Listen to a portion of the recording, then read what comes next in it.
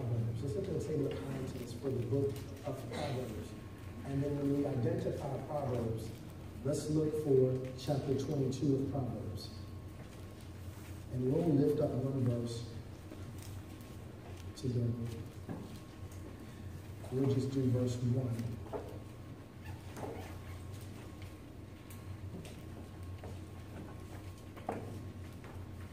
Proverbs chapter 22. Verse 1.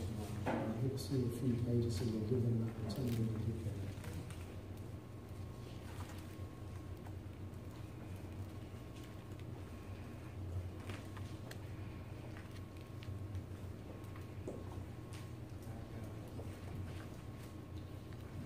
Proverbs 22, verse 1. A good name or a good reputation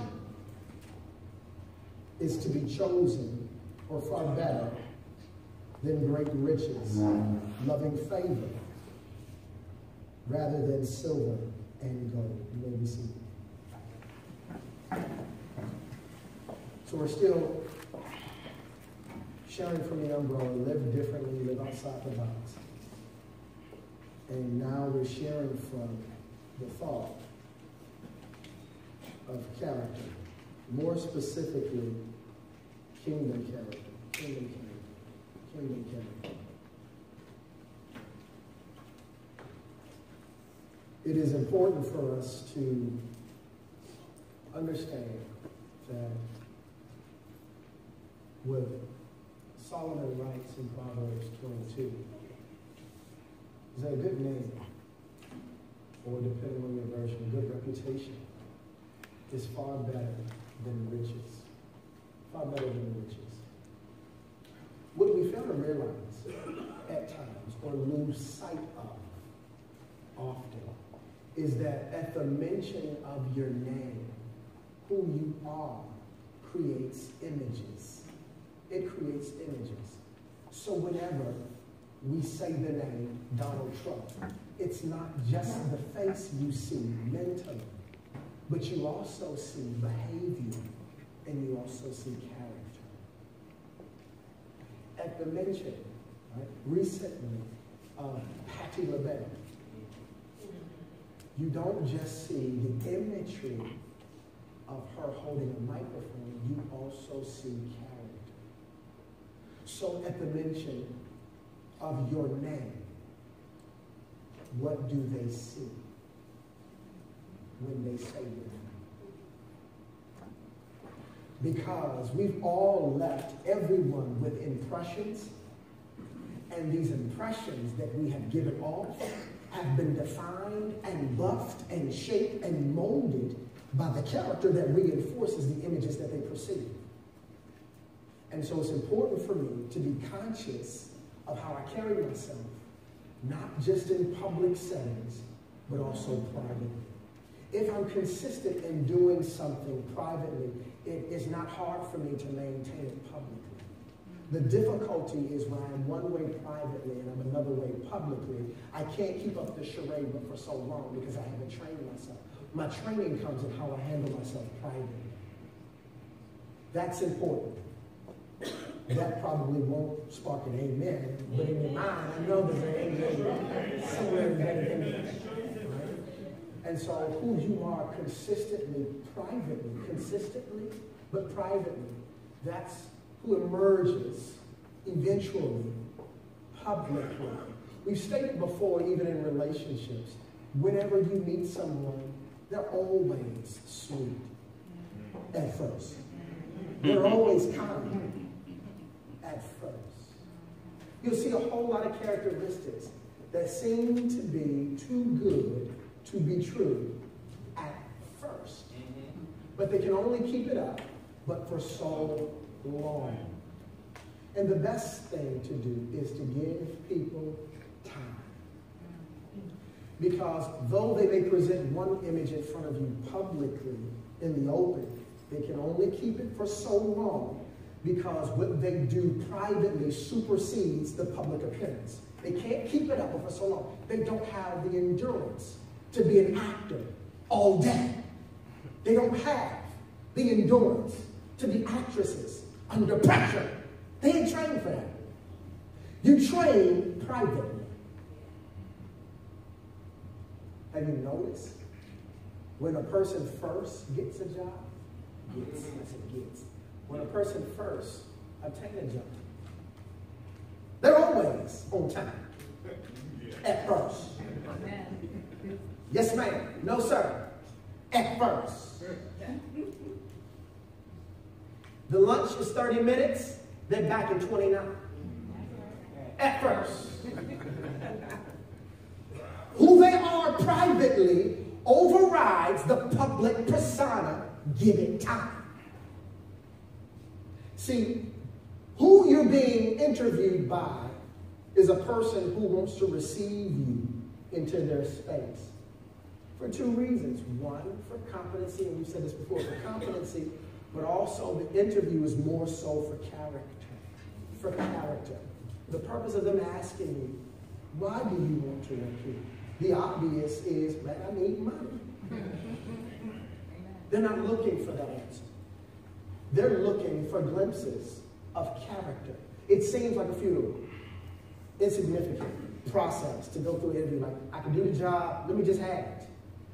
We're going through this Monday, and I'm going to put on my act, I'm going to put on my nice outfit, I finally do my hair, I finally brush my teeth, whatever the case may be. And when we get there, we're someone completely different than we will be in the next 3 to 6 months. Character will eventually show. Relationships, it'll show. Work, it'll show. In your home life, it'll show.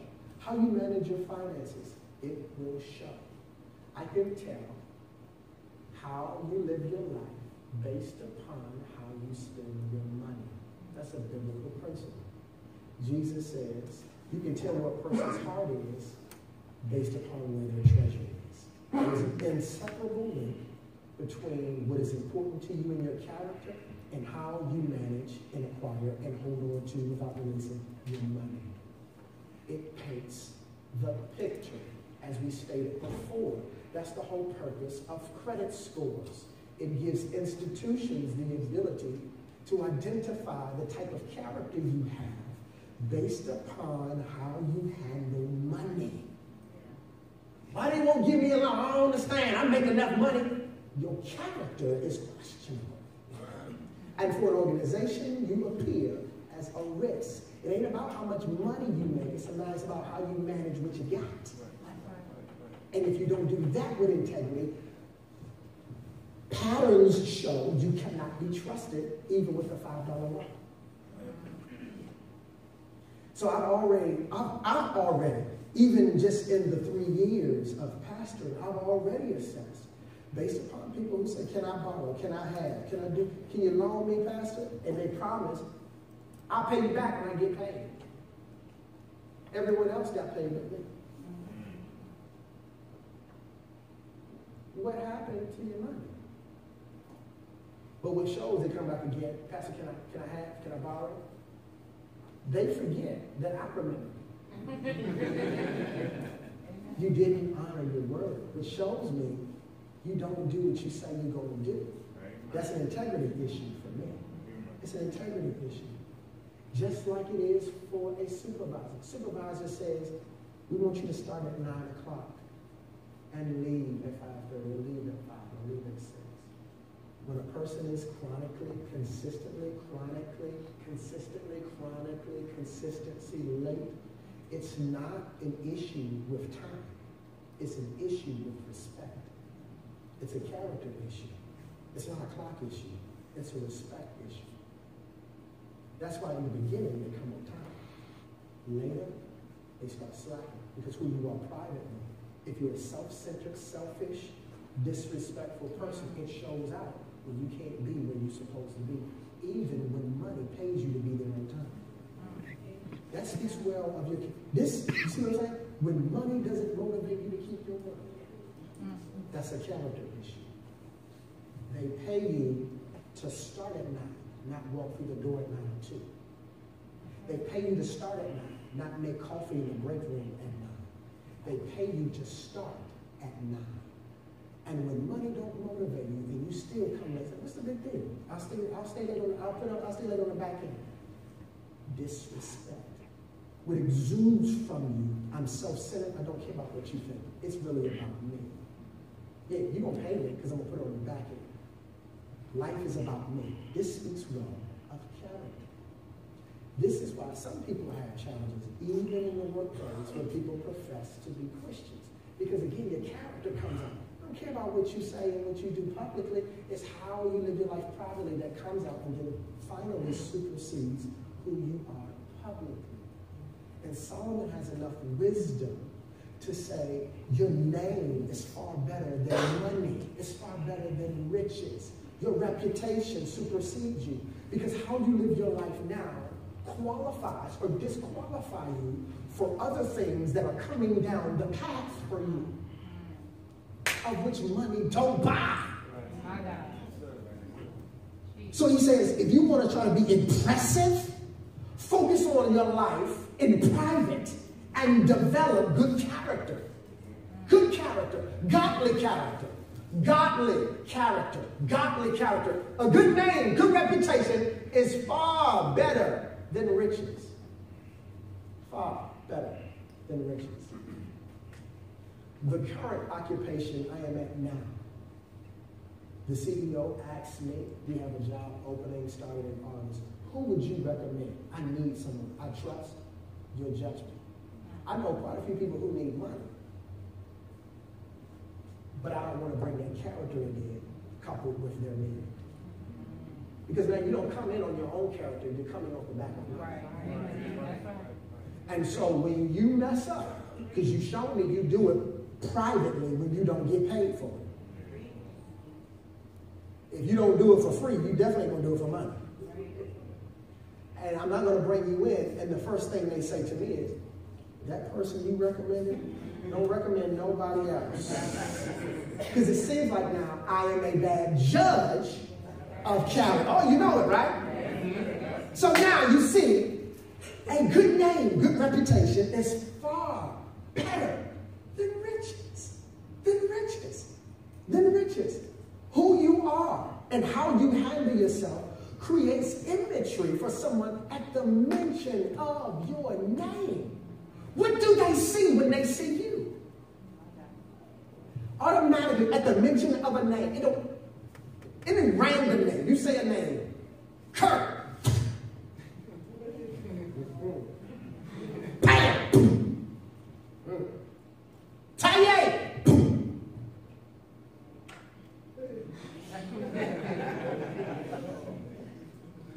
And what is interesting, there is no level of consistency with it. Notice. Taye.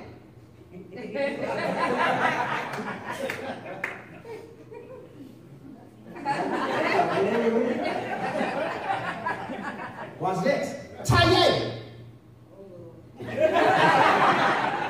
Right? See different things.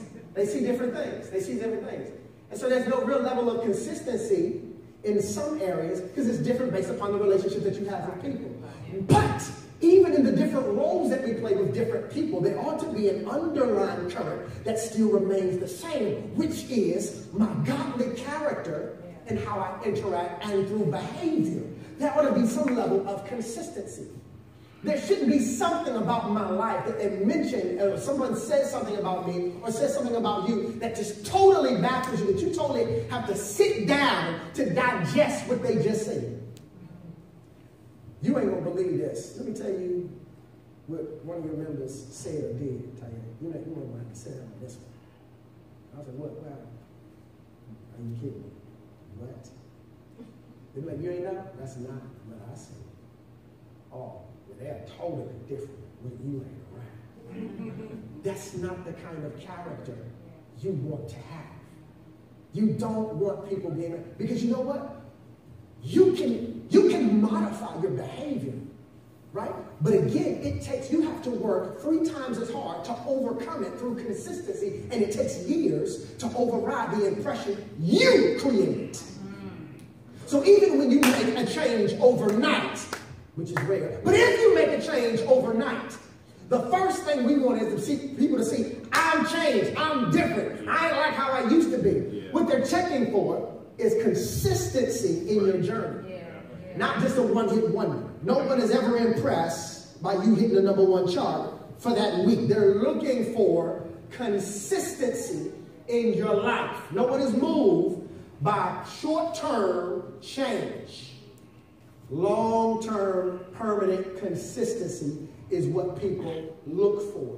And so when you look at what Solomon is saying here in Proverbs, good man, a good man is far better than riches. Some of us have gotten jobs based upon a good man. Many of us, not all, but many of us have gotten jobs not because of competency, but because of character. I like you. I'm going to give you a shot. I like you. We're going to get somebody to train you. Character. Character. Now, the flip side. What have you been disqualified from because of your character? Some things you just don't even know. You could have been recommended or could have been referred for something, but you didn't get it or did not get the referral or the recommendation because of how you've handled yourself consistently. And we don't know what we missed out on. In fact, we don't know what we don't know. And we brag that ignorance is bliss. But we have no idea what we missed out on because of our character. Don't you get tired of playing the game? Don't you get tired of the charade? It's character. It's everything. A part of Jesus' life of doing ministry, starting at the age of 30, was not just to show miracles, signs, and wonders, but also to gather around him 12 men who had flawed, ungodly character. Everything that Jesus does becomes the epitome of apex of example. He didn't take men who already had godly character. He takes 12 men who did not have godly character, and he surrounds himself, God in flesh, surrounds him with men who are not people you would want to hang with. And he keeps them with him for 3 years. And everything he does and says becomes teachable models for character. Not just for them to ooh and ah over miracles, feeding people, raising people from the dead. Watching someone get raised from the dead doesn't change your character. It makes an impressive feat, and to watch it in terms of saying, okay, there is power beyond what I am able to understand. But it doesn't necessarily change my character. What he does is he models before them consistently how to handle yourself in tough situations. He tells them, this is what you do when you don't have money. This is what you do when you do have money. He challenges them to do the opposite of what their flesh desires to do. He would preach messages that will stir up the whole population to such a degree now everybody is now calling for him to be crucified. This is the type of thing that he would do. He stirs up godly character. Godly character. Godly character. If we were not, back in the days of Jesus, preaching the message that we preach now, if Jesus took some of our sermon notes, he would have never gotten crucified. Because he didn't preach things to make you feel good. He preached things to challenge you to become better. Not to cause you to say, oh, I had a good day today hanging around Jesus. Every time those who would confront Jesus, he would challenge them to change. He would challenge them to do things differently and to be better every single time. Rich man comes. Oh, I like you. I want to hang with you. You want to hang with me? Sell everything you have and give it to the poor. Then you follow me. I can't do that. I can't do that. I can't do that. I can't do that. I can buy everybody, but I can't buy you. I don't like that. I don't like that. He'll challenge them every single time. Runs across a woman who is very flirtatious, who has an issue, who always like to date men. She got a couple of men. She's shacking with a guy now who's not a man. She comes into his presence. She's like, listen, I want to be different. I want to be changed. Okay, go back. Tell that man you can't do what you used to be, and you go back and be different. Everyone comes changed. And it goes so far that she goes back to town and tell everybody that used to know her in a different way, you need to come and see this man that changed my life. He challenges them in character living. He challenges them. It's not just about miracles. When we're watching and they're chronicling his activity from the time he's captured all the way up to the cross, these are moments that exude godly character. How he handles himself under pressure, under suffering, under agony, under anguish, how he responds is a teachable moment of how you conduct yourself in character in tough, difficult moments. Everybody got character when things are going good, when there is a display, when you have a stage, when there's an audience. But how do you handle it when you're by yourself and your pressure is on your life? How do you handle it? These become teachable moments, teachable moments, teachable moments, teachable moments. So everything in this Bible is to challenge you to be different. We don't like challenge. We don't. We don't. We say, oh, I like a challenge. Actuality, we really don't. Not consistently. We don't. We really do not embrace it. But the challenge helps define and to make me better. And this is what God desires, is for us to be better. What he possess in his nature and what he possess in his attributes, he is bent on emulating and putting that and shaping it on the inside of you. And so whatever it takes to pull those godly character traits and natural attributes that he possessed from him to you, whatever it takes, he will use those situations to bring in high definition for you. This is what he does. This is what he does. And for each person, it is different. It is different. It is different. If I have a money issue, if money has gripped my heart, never thought of this. If money has my heart, how does God change my character as it relates to money having me or me having money? How does he do this? He'll have to put the squeeze on it and to begin to remove it. The only way he can get my heart away from money is to take some away. So when you start saying, man, I'm always broke, well, you always want it. If you want that more than you want God, then he'll remove that just to save you. He's bent on character, not always giving you what you want. He's bent on giving you what you need to look like him. That's what character is all about. Transforming you to look like him. Not what you want to be. Not what you think you ought to have. Not where you think you should go. But rather what he desires for you to look like in giving off the image of who he is. Genesis chapter 1. We were created in God's what? So that when we see one another, we're supposed to reflect. We're supposed to reflect as a mirror that whoever you think God is, whether you think he's joy, peace, long-suffering, gentleness, kindness, whatever you think he is, that when people see you, they ought to see a reflection of who God is. When those images are distorted or warped, he moves to making sure you start looking like it, and whatever it takes, he'll do it. He'll do it. He'll do it. He'll do it. I don't want to say why I can't get no man, because you want a man more than you want God. I can't find one. It's not your job to find one. Solomon says, the man will find you. He'll find you. And we've been doing it differently. God doesn't want to give you anything that's going to move you further away from him. But you think he will. So some stuff you say, I don't understand. It's always rough for me. Well, let's pause and say, what is it in me that is not looking like God in this situation? So apparently he's working on me. He's working on me to get me to where he wants me to be, so I can start looking like him.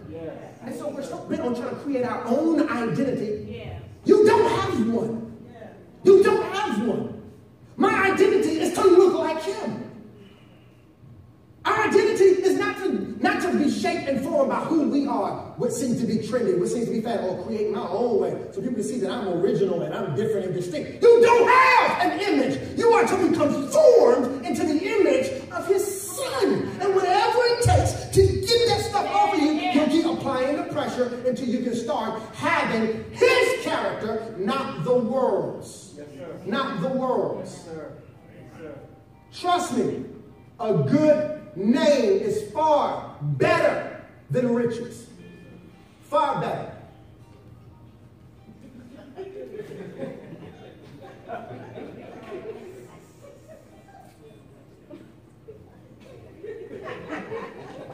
Far better than riches. Right? Good name. Far better. Far better. Far better. If character is everything to you,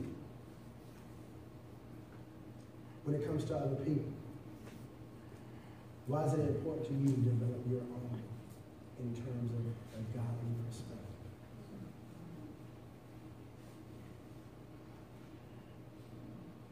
We don't want to let everybody watch our kids.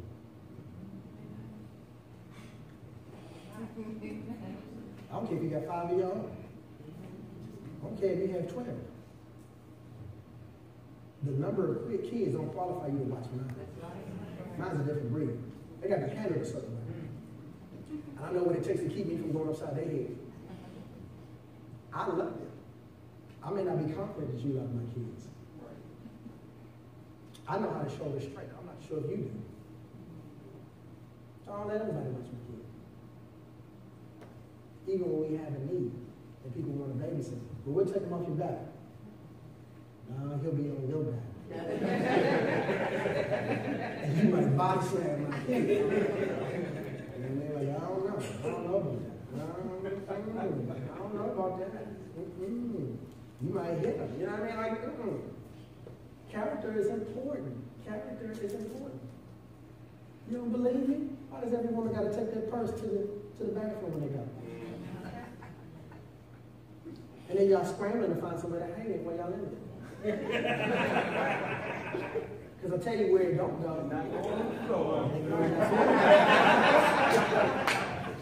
Because y'all got to be like Spider-Man and that's all.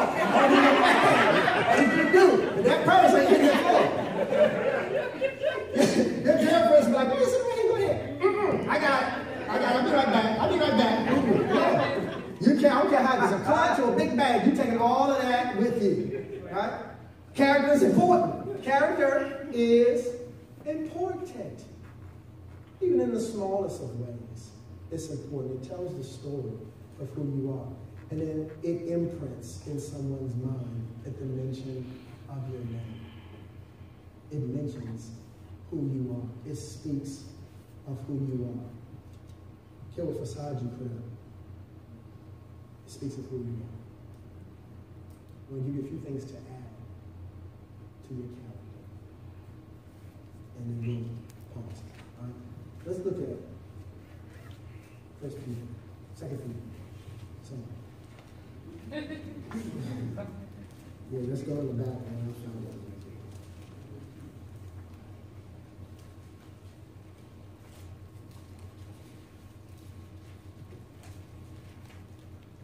Second Peter chapter 1.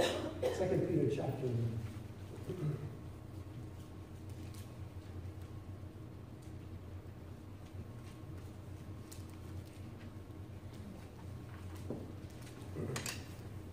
Second Peter chapter 1.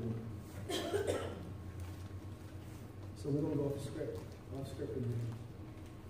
Is character important to you? Let's talk about it. This is kind of off script. Is character important to you? No. Yes. No lie. Because it's recorded. Because when I say my name, you know about me, that just tells you all. Tells everything. What do you think most people receive when we say Douglas or DJ? That's a trustworthy dude. He's trustworthy. What is interesting, before Christ, were you trustworthy? It depends on what area. Truthful answer. Truthful answer. Right? Is character important to you? Why?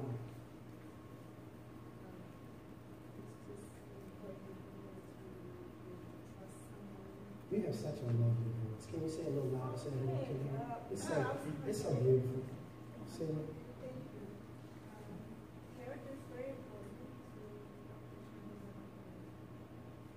to trust the individual with money. Nice. Thing that's important. So it creates the invitation for you to extend your heart. Nice. Nice. Phyllis C. Parker. It's important. Why is it important? For me, it shows consistency.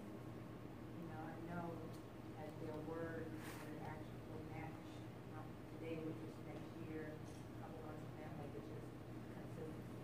There's a trust more than anything. Okay. In what arena? Everything. In everything? Yeah. with work, Relationships? relationships. Okay. Anyone here? Yes. Is character important to you?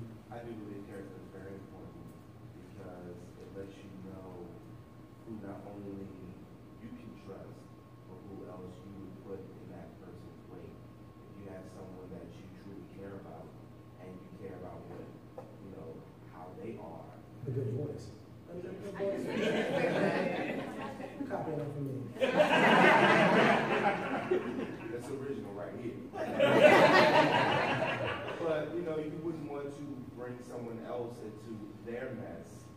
So I feel like it's important because it lets you know pretty much who to let into your spirit and how they're going to perceive.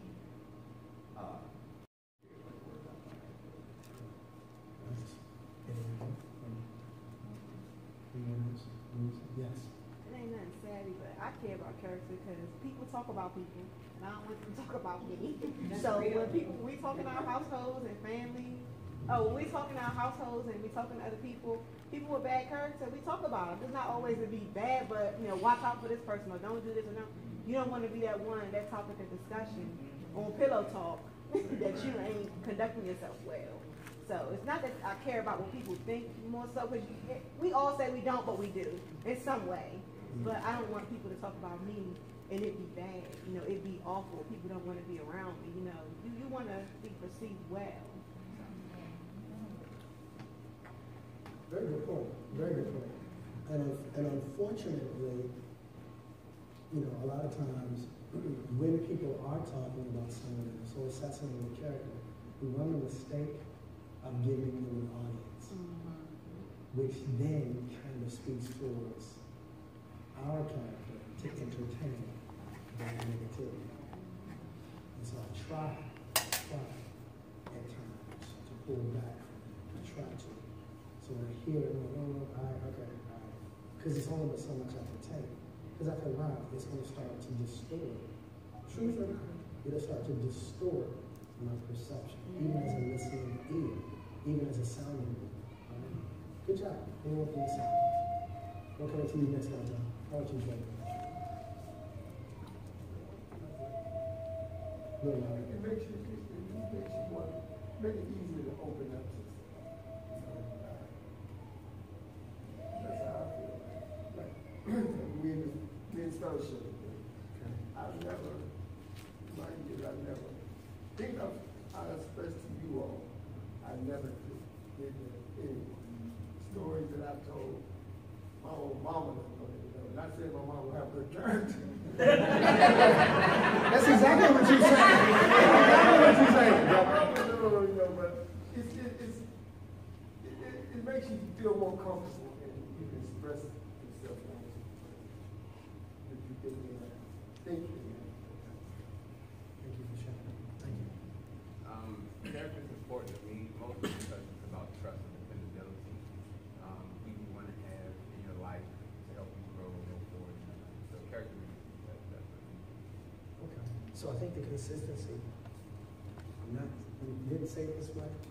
Did you want to add something to it? Eric?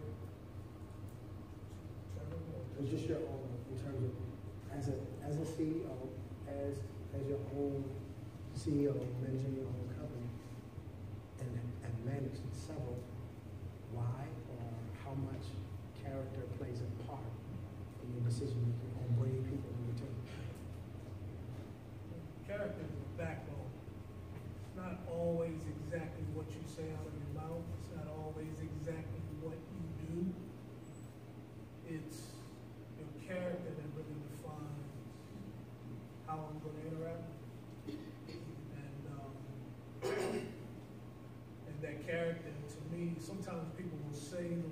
thing, I won't say wrong, but sometimes they'll say something that they didn't really mean, or I might have misinterpreted. But because I know your character, if I know your character, I can look past it. But character is the backbone for me to make all my decisions with your people. That's a very good point. That even if someone says something that's just kind of off, when you know their character, you can interpret it a little differently. Opposed to what they say. But now imagine if you don't know the character, and the implication, the ripple effect that it has. And I used to say this to Minister Greeley all the time when he first came to the direction. I would push him without shutting. Right? I would push him without shutting. Trying to squeeze some things into him. And I always say, some of the stuff that I say and do will not make sense to you now. But when it doesn't make sense, trust my love for you. When it don't make sense, just trust my love for you. When you start questioning how I said something, why I did something, always revert back to my love for you. Revert back to that. And in essence, what I was saying was, just go off my character. And that kind of goes back to what you said. That's a very good point. Anyone else? You want to add? Yes. I'm like Eric. I don't want people to be around me because they have to or for a certain event or situation. I want people to enjoy being in my presence, no matter what. So, and like you said, your character comes out over time. So, if my character is going to come out over time, I want the good character to come out every day. So, I want people to say, oh, I enjoy her presence. Oh, I enjoy being around her. I don't want people to just come around me and say, oh, she all right, but I had to do this so I was around her. You know, I always want people to enjoy, you know, saying my presence with them. And that's a good point. And I think what goes back to what Eric said, what Trevor said, what Dante said, what you said, even actually what CJ, can call CJ, and what Pella, and what Vanessa is, Shanae, it all goes back to the same thing. It boils down to one word, trust. Is what I possess and what dictates my actions, is it coming from a place that can be trusted, or am I searching for trust in another individual?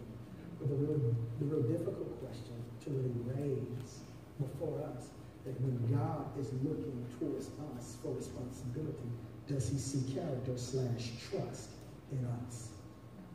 Can he trust you? Can he trust you? God will move a king because he can't trust him.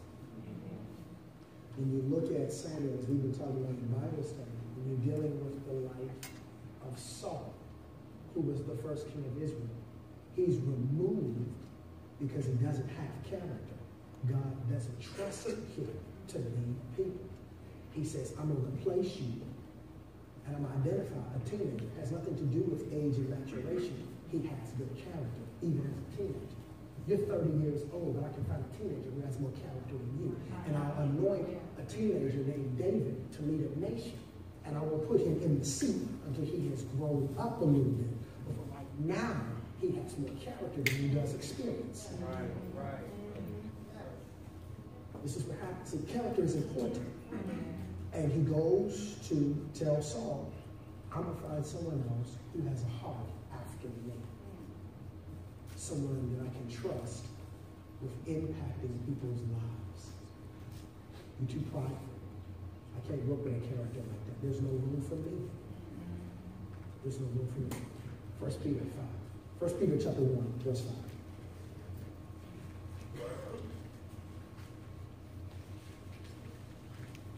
First Peter. I'm sorry, 2 Peter. Thank you, whoever just said that. 2 Peter. Good catch. 2 Peter. Chapter 1, verse 5. But also, for this very reason, giving all diligence, add to your faith, your saving faith, the faith that has caused you to come into the relationship with Jesus Christ. Add to that faith virtue. Add to that faith virtue. I want you to build on just you having a belief system. Let's now start adding to that godly character. So the word virtue here leans towards Christian character or godly character. Add to your belief system, to your faith, your confidence and trust in God. Now, let's begin to shape and redefine Christian character. I want you to add that. And so what we have been accustomed to being is just being content with, I just believe in God. I just believe in God. That's enough. And that's not enough. Because you can just believe in God, but if you have a warped character or still operating off of cultural character, then it is offensive and it turns people off when you say, I believe in God, but you don't show any godly character. So he says, to your faith system, to your belief system that you already have, but I want you to add to that is Christian character. If you say that I am a forgiving God, and I'm a gracious and merciful and compassionate and peaceful God and loving God, all of these things that you say about me and adorn me with all of these attributes, and you've given me your belief and your confidence and put your faith in me. Now, it's not enough for you to just say that and live on the kind of way. It's not enough for you to say, my God is compassionate. I attach myself to God. I am a believer of him, but I don't show you compassion. He is a forgiving God, but I don't show you forgiveness. I know that God is gracious and merciful and all of these great things, but I don't exude that in my character. He says, no, I want you to have this kind of faith, but add to that faith virtue, Christian character. What's the next thing after virtue? Knowledge. Notice that the way that it's laid out, it's not random. It's progression. It's progression. It's progression. It's not in haphazard or any, you just take whatever order you want. No, it's a progression to it, to my faith, to my saving faith. Add to that Christian character. Then to that, get some knowledge about it. Now, how do I get knowledge to add to my Christian character? What's that word? How do I get knowledge? Study the word. What is it? Bible study.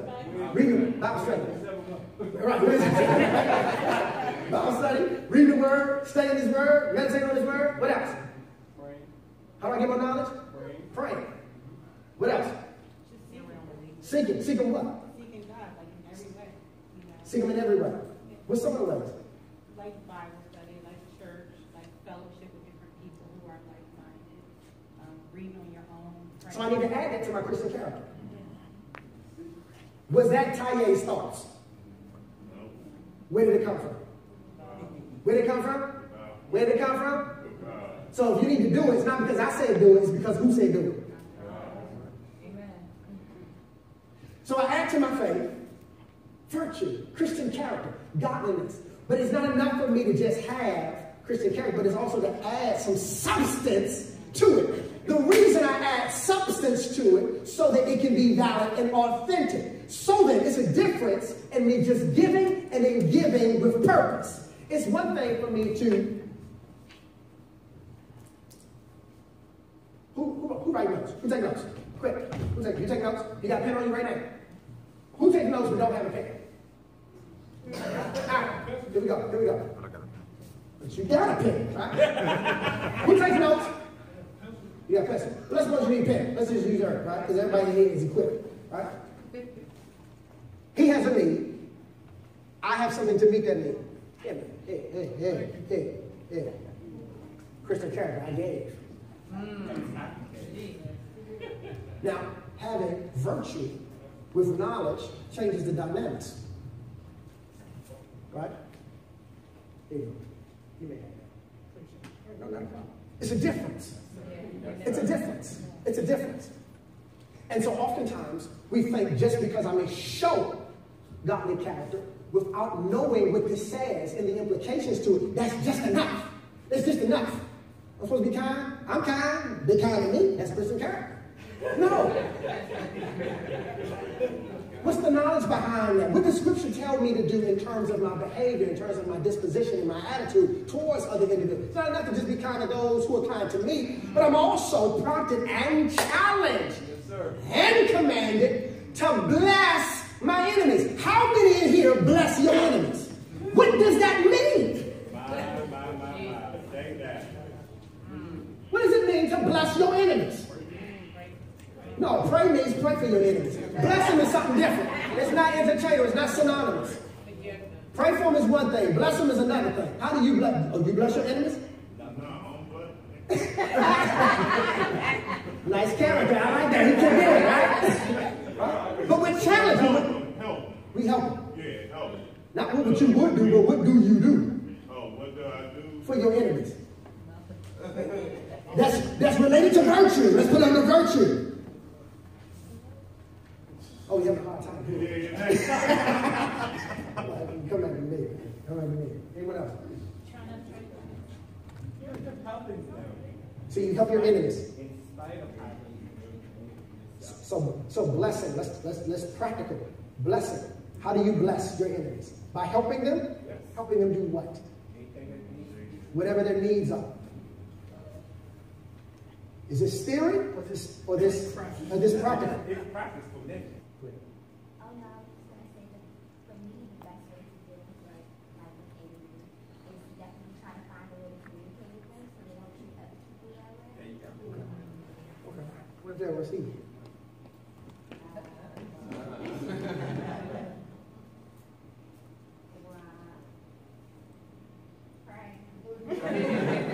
Get back on that. Let's go back to prayer, right? Did you have your hand up? Yes. I guess I have a hard time with this, and this may be a little facetious, but I bless them with my presence. I don't avoid them. Sometimes I'm still around them because we're in common areas, but I would have a hard time blessing in some sort of way. So I would need an example. Other than blessing them with my presence and still being around them, even though I know they don't care for me.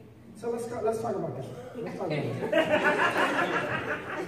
Are you really blessing them with your presence, or are you creating agony for them? Because if you really don't want you around and you forcing yourself in it, is that really a blessing? Like, hey! And you know they don't want to speak, but you forcing them to speak anyway. Is that really blessing them stuff? Just in their presence. If you know it's making them uncomfortable, is that really a... Let's get to it. Let's see. This is what I'm saying. We got to get to the heart of that. Work in progress. Right. We all are. We all are. Right? So in the truest sense, though, we got to look at it. If the scripture is challenging us to do things that just makes our flesh crawl, it makes us really uncomfortable. I really need to go to the next step and just do what God has commanded me to do. But we really need to look at it in a very practical way. And then also add to my virtue knowledge. Am I just doing this just to be spiteful? But it looks good on the surface? You know what I mean? What's at the very core of it? Which goes right back to when you peel the layers of it, it'll always show. It'll show my character. Yes. Maybe doing it subconsciously. Because I believe that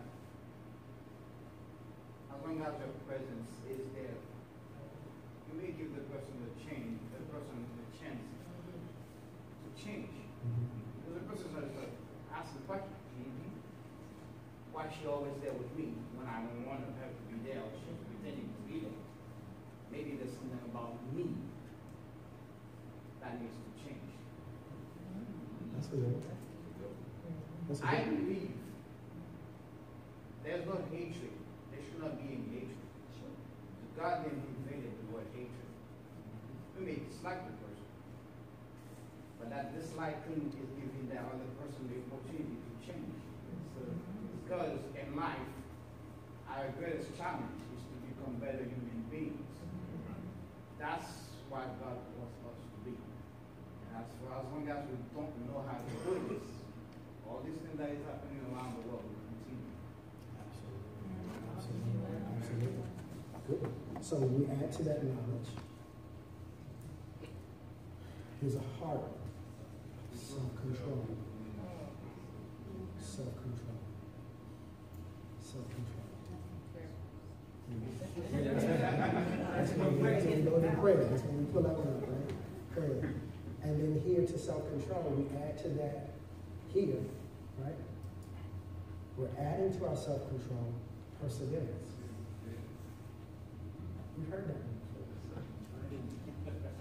But the self-control that I'm already adding to the virtue, where did it eliminate? Where did the perseverance come from? From the trials. For the perseverance that has been produced in me, I'm taking it right back and adding that to my Christian character. And from perseverance, what am I adding to that? godliness. I'm adding to that holiness. Being set apart or set aside for sacred use. Holiness. Learning how to walk in the ways of God consistently. It's not, godliness is not perfection. It's pursuing the heart of God and living out his thoughts. That's what godliness is. And we often confuse godliness with perfection, and it's not. It's not. And for those who shoot for perfectionism, they will never attain it. And it will cause you to feel, what's the word I want to use? That too. I was trying to think of a more deep word, but I'll use that. It will cause you to feel inadequate. You always feel like you're missing the mark. And so from there, what do we act from that? From godliness, kindness. Do you have kindness in your version? Brotherly kindness. You said friendliness? Brotherly kindness. You have brotherly kindness in your version. So then in the King James says kindness. And then notice what is last. What you add to all of that. Right, love. Now, what kind of love is this? Is it a phileo, meaning conditional, brotherly kind of love, or this is agape? Agape means unconditional. So then on top of all of this, I am now saturating and tying this all together from a disposition where there's no conditions. There's no conditions. There is no conditions. There's no conditions. So meaning I'm going to show self-control towards you, but what's sealing that all together is my unconditional love. Not necessarily for you, but I have for God. And because I love God, it constrains me to show my boundaries towards you, or put you in a position where you have to meet certain standards to receive my love. And that is a challenge. It's a challenge because, again, quite naturally, we tend to love those who love us. We're kind to those who are kind to us. I was just watching the other day, and I walked into a building when I was going to work. Two people were ahead of me. One person opened the door, person was walking on in, another person said, "Thank you, you welcome." You know, they're like, "You welcome." You know, they do like that. And I came like, so as I was coming to the third person, I'm like, "Thank you." I just say that before I even hit the door for me. I was like, "I'm let them know," because they're going to come behind me and say, "You welcome," and we've all done it, right? But what that show was, I'm only doing this only to get a response like, "I want you to show me some gratitude and pat me on the back. Can you hold the door whether they say it or not?" See, now you just put conditions on it. So it's no longer agape. It became phileo. It's not just brotherly love. I love you. You can say now, same person comes and never shows some gratitude for holding the door. Will he be apt to do it again? The answer to that is no. Because he wanted some gratitude in return. There were some conditions and standards he was supposed to meet, and he didn't. That's not agape. That's not unconditional love. God wants you to walk in unconditional love. Do it whether they thank you or not.